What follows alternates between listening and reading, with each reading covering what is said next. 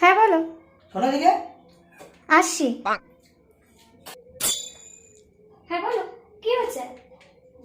হাতটা দাও না। কেন? আরে দেখি না, হাতটা তো সুন্দর, রান্নাটা তো খারাপ হয় কি করে?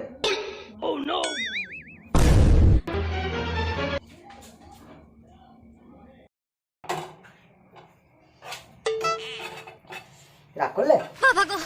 এই ভালো লাগছে না। আরে আমি তো এমনি বললাম, রাগ করলে? ছাড়ো তো। হ্যাঁ হ্যাঁ, রাগ করো না প্লিজ, শোনো রাগ করো না please।